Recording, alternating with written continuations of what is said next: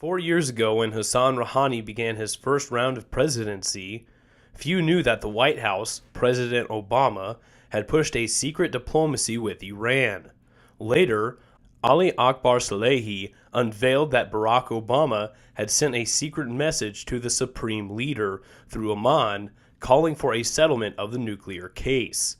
Ayatollah Khamenei had also secretly initiated initial talks with the American government in Oman.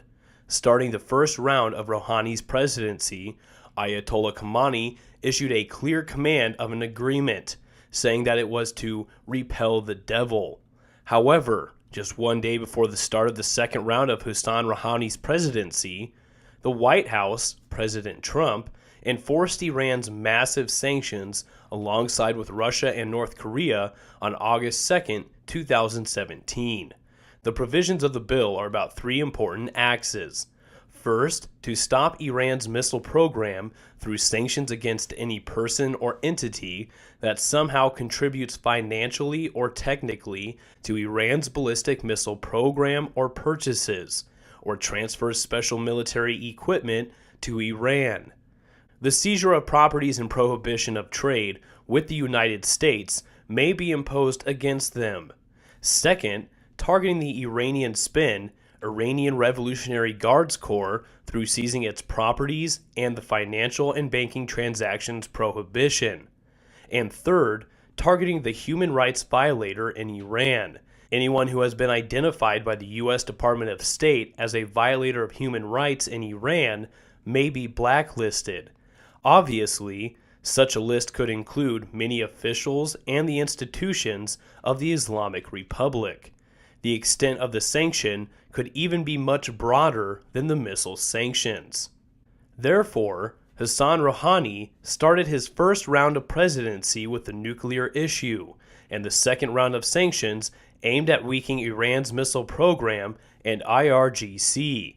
The only major difference is that these U.S.-based sanctions have not yet become multinational sanctions, and the American allies, including the European Union, have criticized it. Nevertheless, it seems that as Trump led his country out of the Paris Climate Treaty, regardless of the dissatisfaction of the U.S. allies, he also does not pay attention to their dismay in new sanctions on Iran. Considering the IRGC's extensive cancerous presence in the Iranian economy, weakening of the IRGC would directly undermine Iran's economy. In other words, if the same sanctions were imposed on the Iranian army, since the Iranian army has always been in its specialized field, the result would be nothing but weakening the army's military capability. Now, the accuracy of those who have always warned and prevented the IRGC from entering the non-related issues could be proven.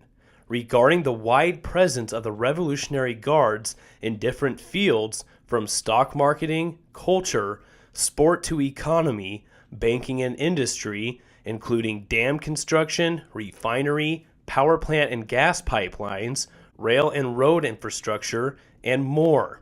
It can be clearly predicted that imposing sanctions on IRGC will seriously disrupt the process of the country's development.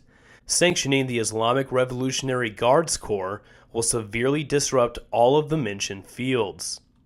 According to the current and former Iranian presidents, Rouhani, Ahmadinejad, and Khatami, although the IRGC has never been accountable to anyone except the Supreme Leader of the Islamic Republic, imposing the new sanctions will also cause the Islamic Revolutionary Guards to assume itself replicating the United States.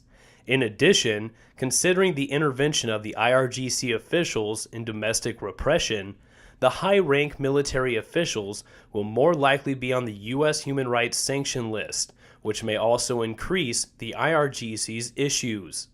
On the effectiveness of the sanctions on IRGC, we can mention Abdullah Ganji's statement, the director of Shavan newspaper affiliated to IRGC, announcing that two Iranian banks, Sepah Bank and Malat Bank, officially informed the Khatam al-Anbiya camp in September 2016 that they had to stop providing currency services to the camp. boycotting of Khatam al-Anbiya headquarters by Malat and Sapah banks, and probably several other banks in the future, the results of implementing the Joint Comprehensive Plan of Action would probably be more concrete, he said. Accordingly, the dimensions of what has happened so far are as follows. First, according to the director of Javan newspaper, 2 Iranian banks have already joined the sanction system against IRGC. Second, the target institutions of implementing sanctions are not organizations such as ISIS, Al-Qaeda, Taliban, or others. The purpose of the sanction is the Khatam al-Anbiya camp of the Islamic Revolutionary Guards Corps, established in 1989 by the command of Ayatollah Khamenei. In June 2010, the Security Council issued a resolution mentioning the base and its 40 subsidiary companies on its sanction list. Third, based on the director of the Javan newspaper's statement, in addition to Sapah and Malat banks, other banks in the country, public and private, are supposed to integrate with the sanction system against Khatam al-Anbiya base. Fourth, he describes the situation as the concrete results of the JCPOA. The key question is, what would be the secret of this unprecedented news, given the influence of the IRGC on the Islamic Republic system? How could 2 domestic banks dare to refuse to provide currency services to the base?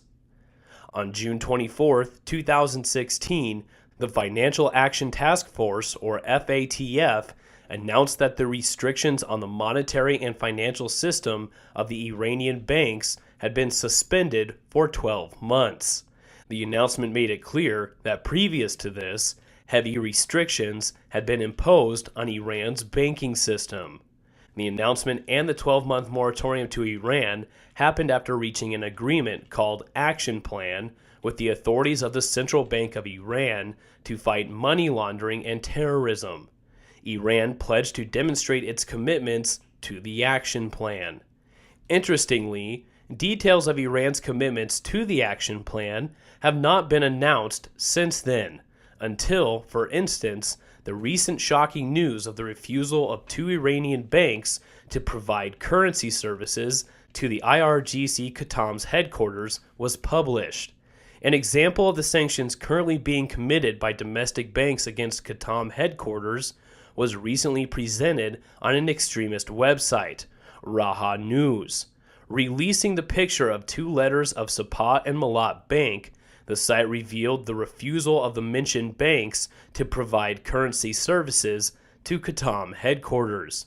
If the Revolutionary Guards has been sanctioned at home by domestic banks, it is not difficult to predict that after the new sanctions imposed by the United States, there would be a new range of sanctions to come for the Revolutionary Guards.